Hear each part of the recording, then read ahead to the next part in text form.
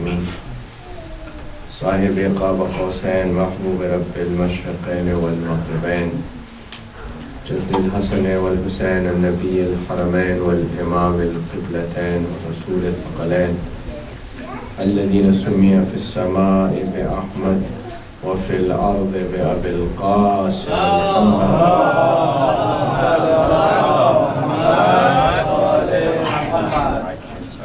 وعلى أهل بيته الطيبين الطاهرين المعصومين المظلومين المنتخبين المنتجبين لا سيما بقية الله في العربين روح وأرواح العالمين لتراب مقدمه الفدا واللعنة الدائمة الباقية على أعدائهم ومنكر فضائلهم وغاصب حقوقهم أجمعين. أما بعد، فقد قال الله سبحانه تبارك وتعالى في محكم كتابه ومتقن خطابه: بسم الله الرحمن الرحيم. وظنون إذ ذهب مغاضبا وظن أن لن نقدر عليه فنادى في ظلمات أن لا إله إلا أنت سبحانك إني كنت من الظالمين فاستجبنا له ونجيناه من الغم وكذلك ننجي المؤمنين. رسائل صلوات على محمد وعلى محمد. اللهم صل على محمد وعلى محمد. With the honor of Shuhada of Karbala, recite another salawat ala Muhammad wa ala Muhammad.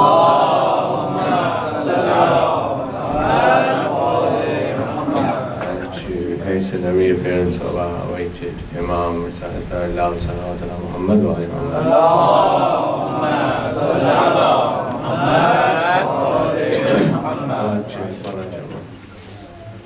Again, I've, as you heard, given some of my time to the people and the children who recited before me, and I think it's a very important thing for it to continue, inshallah ta'ala. We pray to Allah subhanahu wa ta'ala for the increase in their tawfiqat and of their parents. Recite aloud salawat ala Muhammad wa Allahumma salli ala Muhammad wa ala Muhammad. These verses of Holy Quran which I've recited are from Surah Al-Anbiya. Allah subhanahu wa ta'ala refers to one of the important prophets of his and a story which is well known regarding him, and the lessons that we derive particularly from that story, in particular our belief regarding the ismat of the Anbiya alayhi salatu wasalam. These are verses 87 and 88 of Surah Al-Anbiya. Allah subhanahu wa ta'ala refers to this prophet by his title, and these verses are important as well because there's a mustahab prayer between Maghrib and Isha which is referred to as Hufayla, and in the first rakat of that prayer these two ayat are recited. Allah subhanahu wa ta'ala says, referring to Yunus alayhi salam by his title, the Nun means the man of the fish or the person of the fish, because of course he went into the stomach of the fish, that he went away in anger and he considered, or he felt, that there would not be any limitation of risk upon him, and then he called out from the darkness saying that there's no God except for Allah, and whatever is said about him, he is much greater than that. I have been from amongst the Zalimeen.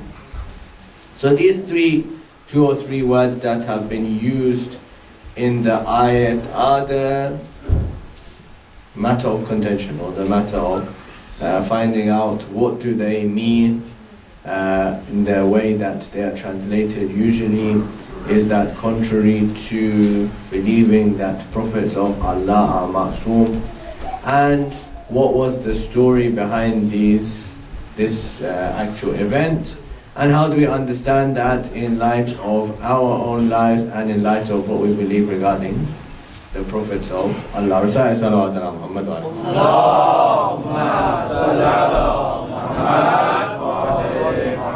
So the first thing to mention and make clear is that Allah subhanahu wa ta'ala's principle, which is espoused in the kalam of Shia Imamiyya, school of Ahlul Bayt alayhi salatu wasalam, is that whosoever is mansoos, whosoever is selected by Allah subhanahu wa ta'ala, whatever station and whatever responsibility they have, if they are selected by Allah subhanahu wa ta'ala, then they are ma'soom. The principle is that if they are selected by Allah subhanahu wa ta'ala, then they are ma'soom. Whether they are Nabi or Rasul or Imam or Khalifa or whatever title Allah subhanahu wa ta'ala chooses to give them, whatever responsibility they have been given, if they are chosen by Allah subhanahu wa ta'ala, then they are ma'soom.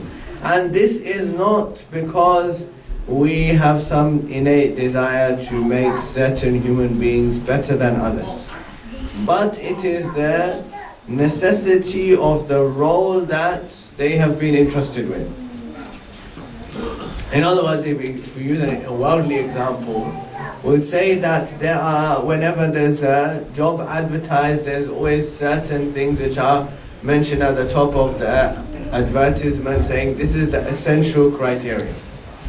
This is essential for this person. If you don't have this, then you are not able to do this. You're not able to function. You're not able to do this job. In the job that Allah subhanahu wa ta'ala associates with these people, which is guidance, the essential criteria is that they have to be free of sins. If they are not free of sins, then we won't know whether what this person is delivering is from Allah or is from his own self, because he might make a mistake. If he makes a mistake, how would we know whether he is delivering the message of Allah or he made a mistake? So this is the criteria for whomsoever is appointed by Allah subhanahu wa ta'ala. He has to be ma'soom. Now there are certain people who are not appointed by Allah subhanahu wa ta'ala to any particular role, but Allah subhanahu wa ta'ala also made them ma'soom and referred to them in Holy Quran. For example, Allah subhanahu wa ta'ala made Maryam salamullah alayha ma'soom for another reason. Inshallah, some other time maybe we'll mention that. But the principle is that whoever is mansoos min Allah, whoever is selected by Allah subhanahu wa ta'ala, that person is ma'soom. So that means that all the prophets, even if they came to one community, even if they came to a small number of people, they're all ma'soom. However, these ayat, the way that they are translated, somebody may ask a question that if this Prophet of Allah did this, then surely that would go against the principle of them being ma'soom. So how do we understand that? That's inshallah what we want to do in our discussion today, to try and understand the story, to seek lessons from it, and to find out how does it become consistent with our aqidah of all the people who are appointed by Allah subhanahu wa ta'ala as being ma'soom. Risala salawat ala Muhammad wa ala.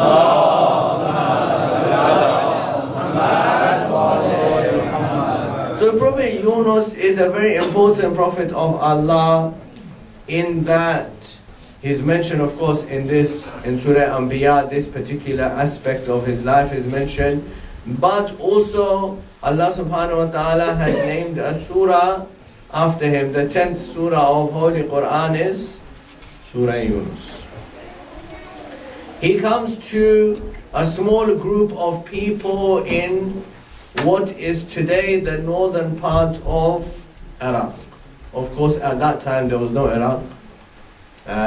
But what is today the area where he preached is where the northern part of Iraq in Mosul. This is where he was sent to this group of people. When he came there and he started preaching, there was a familiar story. As whatever, every time that happens, wherever a prophet of Allah goes to a group of people and he starts preaching to them, what happens? A few people accept his message and the rest of them make fun of him and say, what's wrong with him? He's come to tell us to be good people, we're living our lives, everything is fine. Why should we listen to this man, whatever he's telling us? So Hazrat Yunus used to tell them that if you don't believe, if you don't worship Allah subhanahu wa ta'ala, punishment will come to you. Adhab will come to you. So they used to make fun of him. And they used to say that all these people, they come and they tell us that punishment will come, but this kind of punishment, it never comes. They just use this to scare us. They use this to make us feel afraid and so that we follow them. But this punishment, it doesn't come. So Yunus alayhi salam, he's preaching to them. He preaches to them for a long time. But they keep on and they consistent with this theme of making fun of him. Eventually, this ayah tells us that eventually he becomes angry. Now, some people, I'm mentioning this background so we can understand this point better. Some people translated this anger and they wrote in brackets. You know, these things that the translators add in the brackets, these are the dangerous things. So, in the brackets, some of the translations, it says that he became angry. Madallah, summadallah, naql kufr nabashat, we say in Farsi, with Allah.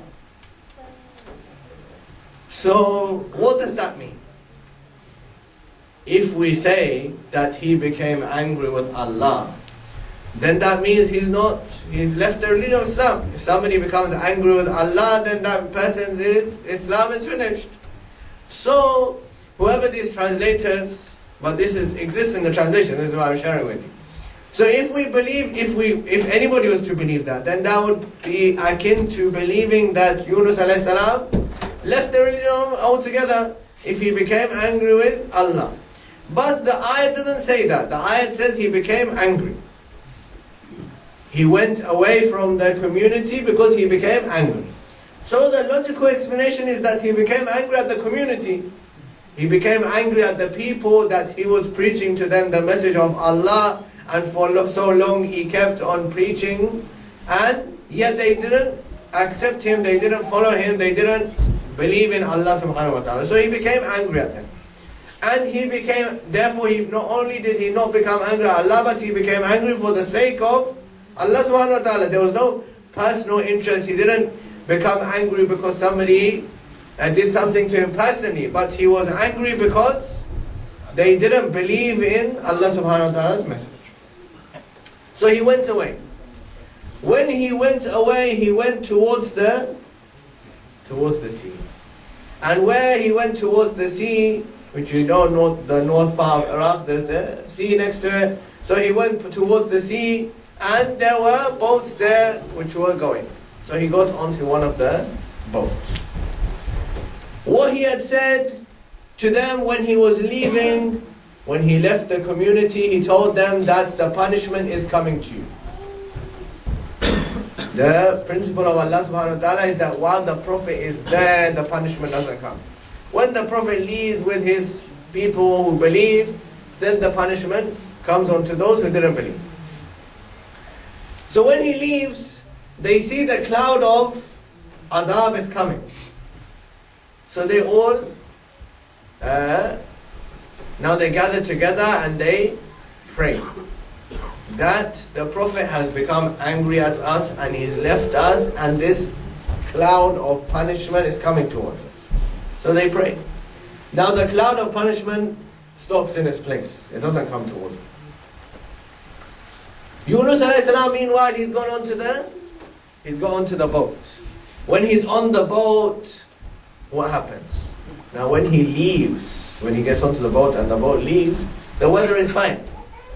But as what happens at sea, a lot of the time, all of a sudden there's a storm.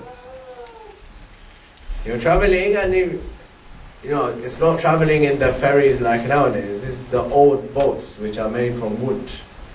And there's all these people on the boat. So the storm comes. So they had this superstitious belief in that time that the reason why the storm has come is because of one of the people on the boat. Of course, it's a nonsense belief that we know. But at that time, this is what they believed, that one person on the boat has brought bad luck and therefore the storm has come. So what did they do? They said, well, how do we find out who that person is? Okay, we say we'll bring a hat and we'll put everybody's name into the hat, and then whoever's name comes out will know that this is the person who's responsible for bringing the storm. So what did they used to do? They used to, on the boats, they used to throw that person out of the boat into the sea. That you're the one who's responsible for bringing the storm to us, so you can go out. So Hazrat Yunus, of course, he's in the boat as well, so he has to put his name into the hat as well. So when they put all the names in the hat, then the name of Yunus comes out. Now, as you know, if somebody is on a journey, then when you're on a journey and you're talking with people, and when it's a long journey like this on sea, you're talking to people and people become attracted to the way that a person is speaking, his behavior, so on and so forth. They realize that this person is a good person. As you just heard, the tilawat from Surah Yusuf, similar thing happened when Yusuf a.s. went into the prison, that he went into the prison and he was able to positively affect the people who are around him. This is one of the characteristics of the prophets, that they're able to influence other people with their own character. So when the name of Yunus came out from the hat, the other people said that no, we shouldn't throw him out, he's a good person. This person is a good person, he seems like a knowledgeable person, he seems like a good person, we shouldn't throw him out of the boat. So they say, okay, let's put the names in again. So they put the names in again, and the second time, Yunus a.s.'s name, it comes out. And then again they say, well, we shouldn't, let's do it one more time. So they do it a third time. The third time also, Yunus' name comes out. So now the other people say, well look, we did it 3 times and the same name keeps coming out. Off you go. So they throw him off of the boat and he goes into the... When he's thrown off the boat, Allah subhanahu wa ta'ala orders one of the fishes to open its mouth so that he goes inside. So he goes inside. Now here, this topic is a bit, I know it's a bit dry, so let me share with you a little story, spice it up a little bit. Story is obviously humorous. It comes from one of the textbooks they use in America. That is mentioned that, because of course the story of Yunus a.s. is mentioned in the Bible as well. So one of the teachers in America was teaching that it's not possible, this story is not true or it's not accurate, because it's not possible for a whale to swallow a human being. Because even though the whale is very big, the throat of the whale is very small. A person could not go through the throat of a human being could not fit through the throat of the whale. So one of the girls puts her hand up in the class and she says that no, certainly Jonah, as he's referred to in the Bible, was swallowed by the whale. So the teacher says, no, it's not possible. He keeps insisting, and the child keeps saying, no, definitely he was swallowed by the whale. So eventually the girl says to the teacher, she says, when I go to heaven, I will ask Jonah, how did he get swallowed by the whale? But I believe that definitely he did. So the teacher says to her, but what if Jonah is in hell? Alayadu billah. So the girl says, then you can ask him.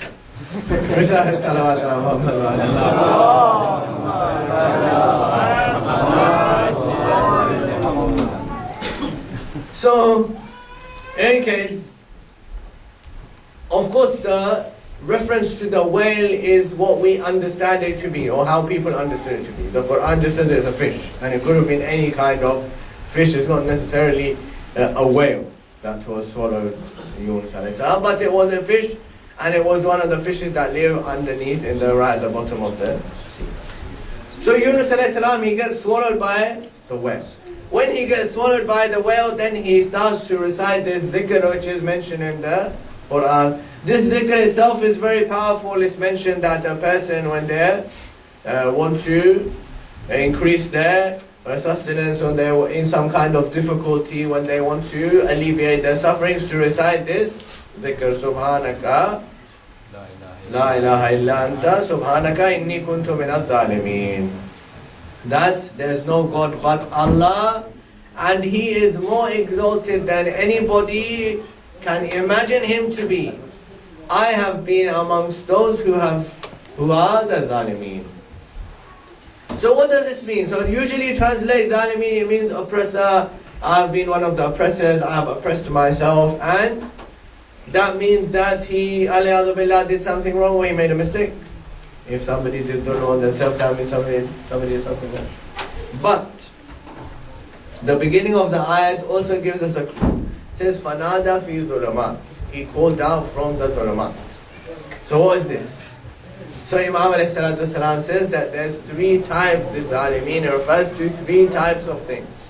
One is that when he went into the stomach of the fish, it was nighttime. Dhulamat means darkness.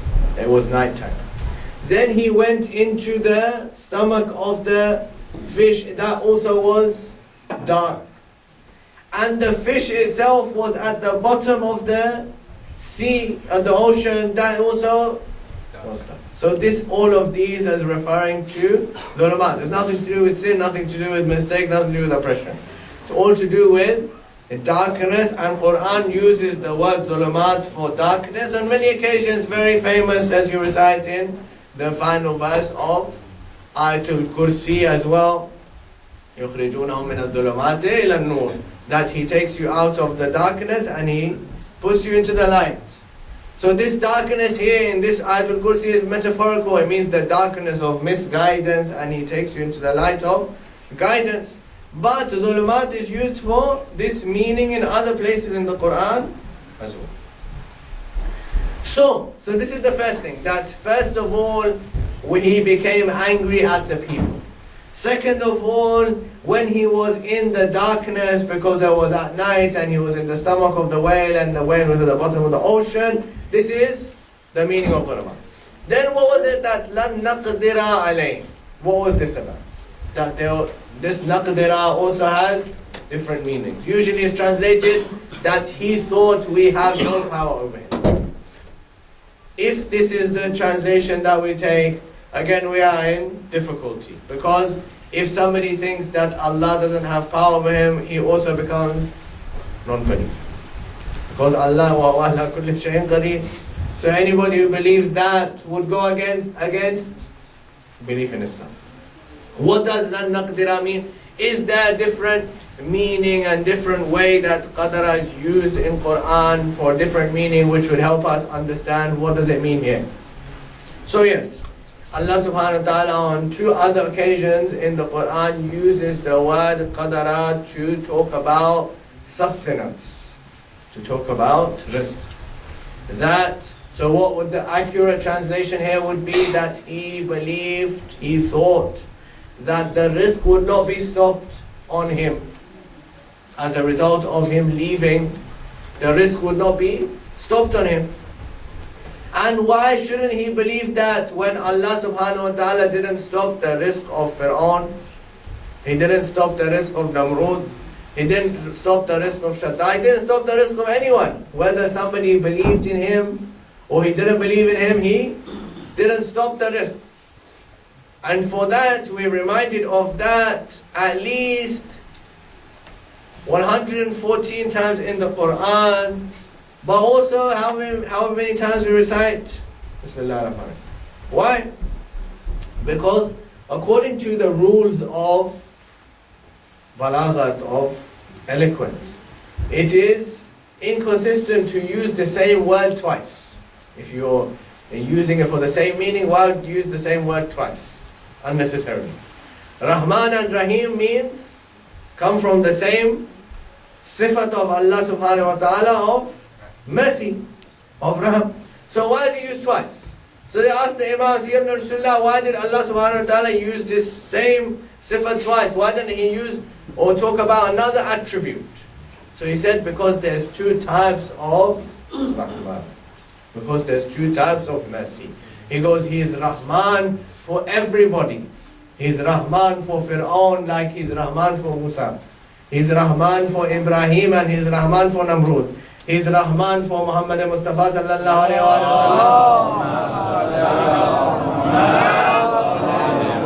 And he's Rahman for Abu Sufyan as well. But he's only Rahim for those who believe in him. This mercy only reaches those who believe in him.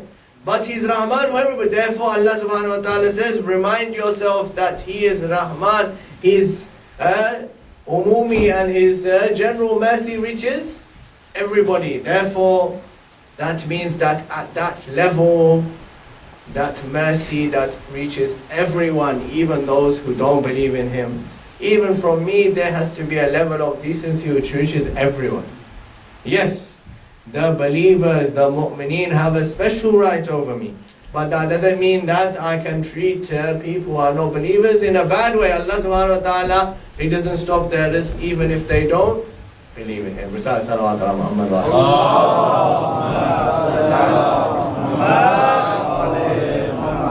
alihi. So, and then we are all helped by finding out what the verse afterwards say. What does the next verse say?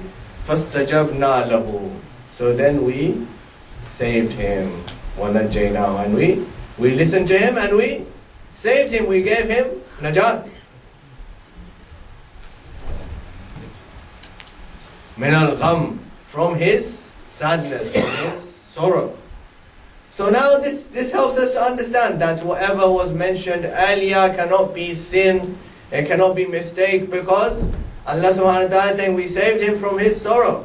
That he was in difficulty in gham, and we saved him from that. What does the final bit of the verse say? وَكَذَلِكَ نُنْجِي الْمُؤْمِنِينَ. And this is how we save the believers. So if Alayadu billah, he had become angry at God or he had become zalim, then why Allah subhanahu wa ta'ala next verse would say that we save the believers? That means, and he doesn't say that we forgive them, he said we save them. That means that anything that he did was not a mistake or a sin or error. But what was it? So he's in the stomach of the fish and he's praying out to Allah subhanahu wa ta'ala with this dhikr. Then when he's in that fish, all the fish, all from the ocean, they all come around that fish and they hear the sound of dhikr and they realize that there's somebody in here who is a special servant of Allah subhanahu wa ta'ala. Eventually that fish is ordered by Allah subhanahu wa ta'ala to bring him out onto the shore, and Yunus alayhi salam comes out. When he comes out, his skin has become so fragile that when the fly comes onto his skin, it actually goes inside his skin, because the acidity from the stomach of the fish has made his skin so fragile. So Allah subhanahu wa ta'ala creates a tree that goes with him, because if the sunlight came onto him, then his skin would burn. So then Allah subhanahu wa ta'ala creates a tree with him, which travels with him, which gives him shade until his skin recovers to the normal position. So now he goes back to his community, which was his original task. When he goes to the community, he sees that all of the community have become believers. He sees that everyone has become a believer and the adab, the punishment didn't come to them. So he asks them, he said, how come the punishment didn't come to you? So they say that as soon as you went, we saw the cloud of punishment was coming to us, and we became sad that you left us. So we prayed to Allah subhanahu wa ta'ala that, oh Allah, send this prophet back to us. Because, so Jibreel comes to Yunus alayhi salam and he says that because they prayed for the sake of a prophet, we stopped the adab. Because they prayed for the prophet to come back for the sake of Yunus, we stopped the adab, we stopped the punishment. Even up to now, people think that praying for the sake of the prophet will make adab would stop of Allah subhanahu wa ta'ala if somebody prayed for the sake of the prophet. Allah subhanahu wa ta'ala liked this action of this community so much that he stopped the punishment. The punishment stopped. And Yunus alayhi salam came back. When he came back, now he lived there, then later on he passed away and he's buried there today. The lesson from this most important lesson regarding, first of all, what was this action? What was this that Yunus alayhi salam did? Why did Allah subhanahu wa ta'ala subject him to this kind of this behavior, and what happened to him?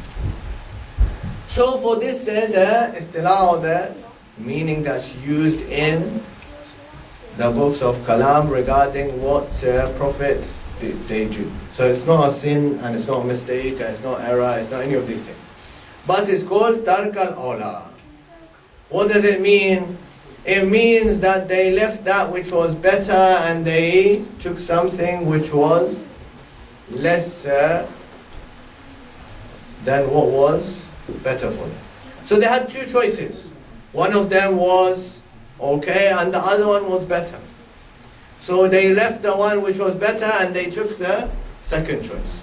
This second choice that they took is not an error or a mistake, but it was not the best choice that they could have made. Therefore Allah subhanahu wa ta'ala senses them on the basis that they took a choice which was not the best choice that they could have taken. The best choice for Yunus was to stay with his community and not become angry at them and leave. But he became angry for the sake of Allah.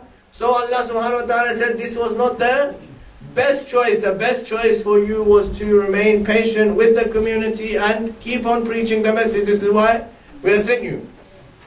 But he took a choice was not the best choice. So Allah subhanahu wa ta'ala, so then he realized that this choice that he took was not the best choice, so he prayed to Allah subhanahu wa ta'ala. So why does he say this, that I'm from the Zalimin? The first example is that yes, he was in the darkness. This is what it means, that he was in the darkness. But also, it gives us a more insight.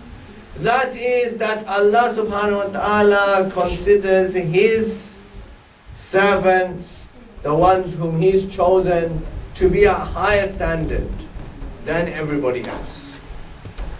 The people whom he has appointed, the people whom he has made as prophets and representatives of God, he holds them at a higher standard than the rest of us. Why is that? That is a natural thing to mention. That if a person has a greater responsibility, as we mentioned in the second day, that if a person has a greater responsibility, then they would be held to a greater standard. Is uniformly seen across all professions. If somebody is a consultant, then they're held to a higher standard to somebody who is underneath them. If somebody is the head teacher, they're held to a higher standard than to the other teachers underneath them. In whichever profession they are, whichever profession you go, the person who's at the top, the person who has the more responsibility, that person is held to a higher standard than the person underneath him, or person who doesn't have that responsibility. So this tells us that Allah subhanahu wa ta'ala, this is how high standard he keeps his prophets and messengers of Allah.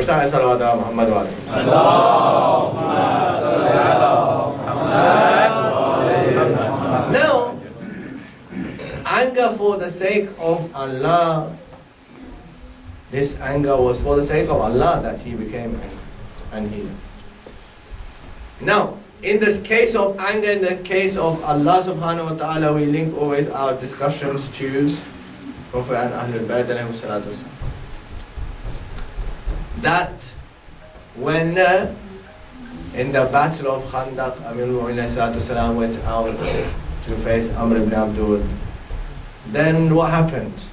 When Imam alayhi salatu salam overpowered him and he was on his chest, then Amr spat at his face.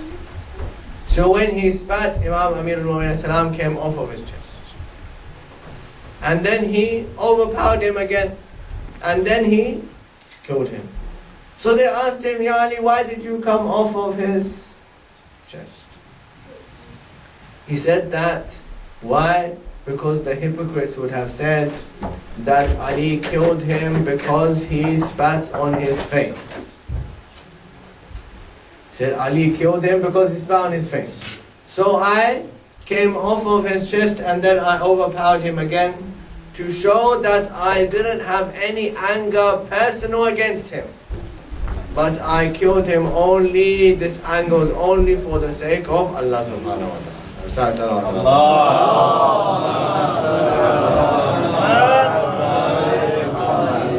But this matter of forgiveness, and you had this point before me as well, this matter of forgiveness, that Allah subhanahu wa ta'ala, He says that this person became angry for my sake, but then he turned to me and he prayed to me and I saved him. And this is what? And this is how we save those who believe, who have belief, who have Iman. This is how we save them. That we put them through difficulties, through trials, but then eventually we save them, we give them najat. So, this is why, this is a very important point to mention today, particularly in today's majlis and musibah that we're going to mention today. That you briefly heard before me in the lecture as well by our dear brother. Which is that sometimes what happens is that a person who wasn't religious, he wasn't coming to the mosque, he wasn't doing the wajibat, but then some stage in his life he realizes that he should become more observant, he should do things properly, he should come to the mosque. And then he starts coming to the mosque. And when he comes to the mosque, some people, they have this habit in our community.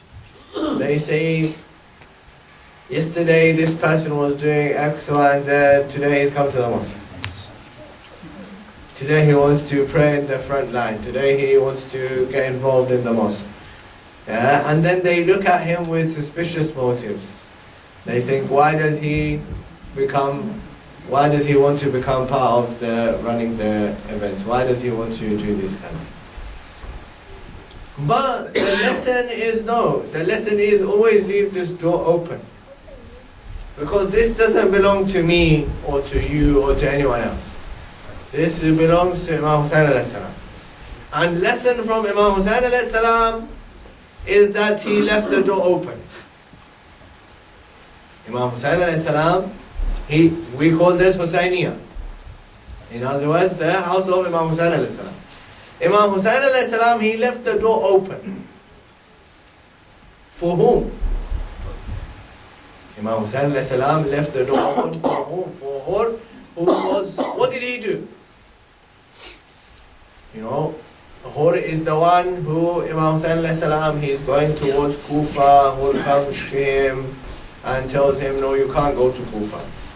You're going to go to Karbala. Imam Hussain alayhi salam says to him, may your mother weep for you. How could you stop my path? How could you block my path? When Hur hears this, he says what? He says, and this is a common Arabic saying, it's common, you hear it many times in many places, many people have said it. So when he says this, Imam alayhi salam says this to Hur. Hur says to him that if anybody else said this to me, then I would have replied to him. But I can't reply to you. If anybody else said this to me, I would have replied to him. But I can't reply to you. Because your mother is Sayyidatun Nisa'il Alamin. I can't reply to you. Because your mother is Sayyidatun Nisa'il Alamin. How could I reply to you? So people thought that maybe Imam alayhi salatu wasalam was saying this to Hur as a way to insult him. But no, he was saying it in order to demonstrate, so that historians would say that, look, he recognizes who my mother is. And this is the first step towards salvation, that he recognized who is his mother, Fatima Zahra.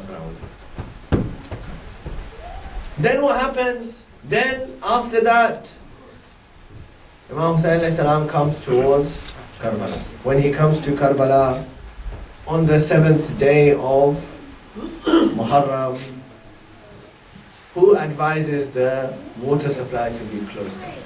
Or advises that the water supply should be closed down? Water supply is closed down. Until on the 9th, morning of 9th, the arrows are fired. What advises fire the arrows? But then, on the morning of 9th, when the arrows are fired, Imam Hussain sends out Abu Fadl Abbas and he says, tell Umar ibn Sa'd that we don't want to start the fighting today. We want one more night. So this one more night passes, and then the morning of 10th Muharram. In this night between 9th and 10th, the person who's sharing the tent with Hur, he says to him, he says that if somebody asked me about the bravest person in Kufa, I would have mentioned your name without any hesitation. Someone asked me who's the bravest man in Kufa, I would have mentioned your name without any hesitation. But today I'm seeing you that you find yourself in a difficult state. So Hur says to him what? He says, I see myself between heaven and hell. I'm seeing myself between heaven and hell, and I'm trying to make a decision as to what should I do. The morning of Ashura comes. When the morning of Ashura comes, then Hur makes his decision that he's going to pick heaven and he's not going to pick hell. If anybody wants to find out in the story of Karbala regarding victory and defeat, then it's easy to find out that there's many people, what is the famous one, but there's many people from the side of Yazid who come onto the side of Imam Hussain. But there's nobody from the side of Imam Hussain who goes to the side of Yazid. If somebody wants to find out the principle of Karbala, this is the very easy way to find out that there's people from the side of Yazid who come onto the side of Imam Hussain, but there's nobody from the side of Imam Hussain who goes to the side of Yazid. Even though there's offers are made to them to come onto the side of Yazid, we'll give you money, we'll save your life, we'll do this, we'll do that, but nobody goes to the side of Yazid. When Hur is coming, Imam Hussain salam says to Abu Fadl Abbas and to he says, go out. Abu Fadl Abbas is watching, sees that somebody is coming from the other side. So Imam says, yes, go out and welcome him, as my guest is coming. My guest is coming. When he comes, it's mentioned in some of the riwayat that he asks his son to tie his hands and blindfold him. And he says, when I come towards Imam Sallallahu, then throw me off the horse into the feet of the Imam. When he goes into the feet of the Imam, he says, Ya Ibn Rasulullah, is there a possibility that I could be forgiven? Is there a possibility that I could, because he doesn't know. He says, all these things that I've done to you, you might turn around and say, you did all of this and you brought me here now. You want to ask for forgiveness. If it was someone like me who would say, you did all of this to me, now you want to ask for forgiveness. Go, I don't forgive you. Imam Hussain says that I have forgiven you and Allah has also forgiven you. That the door is always open.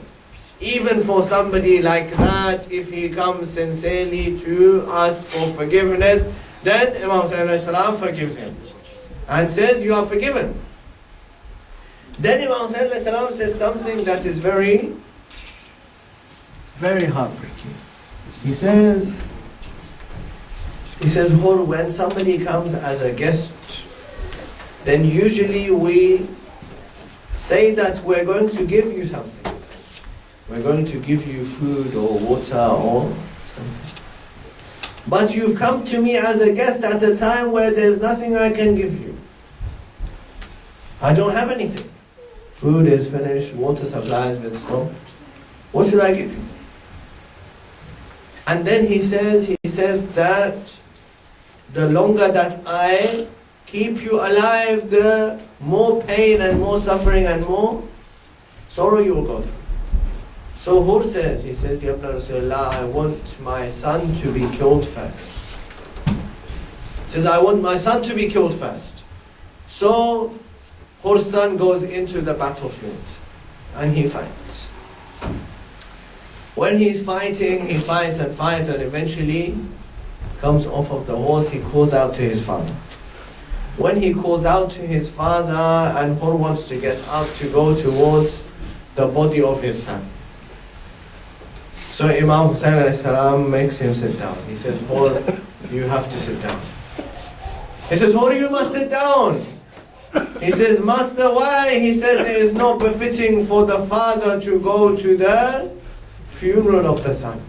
It's mentioned even in the ahkamat of Mayyat, it's mentioned that the father should not pick up the body of the son. If somebody else can do it, he should not do it because the suffering and the pain is too much. He says the father should not go towards the Mayyat, towards the body of the son. Allahu Akbar. He says the father should not go towards the Mayyat of the son. Hussain alayhi salatu wasalam himself goes. Hussain alayhi salam himself goes to the son of Hur. He places the head of the son of Hur onto his lap and he bids him farewell. He dies in the lap of Imam Hussain alayhi salatu wasalam. Yeah? I'm reminded of the moment when Ali Akbar would call out to Imam Hussain alayhi salam. When Ali Akbar would call out to Imam Hussain alayhi salam and say, Alayka minna salam, oh my father, accept my salam. And there would be nobody there to pick up the funeral. Imam Hussain alayhi salam would go. I feel like saying, oh Hur, oh Habib, oh Zuhair, where are you? Your master is all alone. He needs help in picking up the body of his son. Ajrukum Allah. After Hur's son is killed, Hur goes into the battlefield. When Hur goes into the battlefield, Allahu Akbar. Hur goes into the battlefield. Now Hur is the commander. He was the commander of the army. He's a brave man of Kufa. He's famous in Kufa. When he goes into the army, he kills a number of people. Eventually Hur too is killed. When Hur falls from the horse, he calls out to the Imam. Imam comes towards him. When Imam comes towards him, Imam puts his head in his lap as well. And then he sees that from his forehead, blood is gushing out. From his forehead, blood is gushing out. So Imam alayhi salam takes the handkerchief that was sewn by his mother Fatima and he ties it onto the head of Hur. Years later on, it's mentioned that one of the people came to the scholars and they said that we want to shift the grave of Hur. As you know, he's buried outside of Karbala. He said we want to shift the body and we want to take that handkerchief of Fatima Zahra Salamullah alayha. So they dug the grave. When they dug the grave, they saw that the body is fresh as it was. And when they untied the handkerchief, it started to bleed again. They put another handkerchief, but the bleeding wouldn't stop. They brought all the handkerchiefs they could, the bleeding would not stop. Then they replaced the handkerchief of Fatima, then the bleeding stopped again. They put Hur back into the grave. Later on somebody came and they said, we want to see the body of Hussain alayhi salam. Is it still the same or is it decayed? That scholar came forward and he said, look, when we dug up the grave of Hur, the grave was still fresh as if he had just been buried. The body looked like he had just been buried and the bleeding was still going on. He says, when this is the state of the shuhada of Karbala, then what will be the state of Sayyid al-Shuhada? Ala wa la'natullahi ala al-qawmi al-dhalimin wa sayalamu alladhina dhalamu ayyamun qalabi yanqalibun.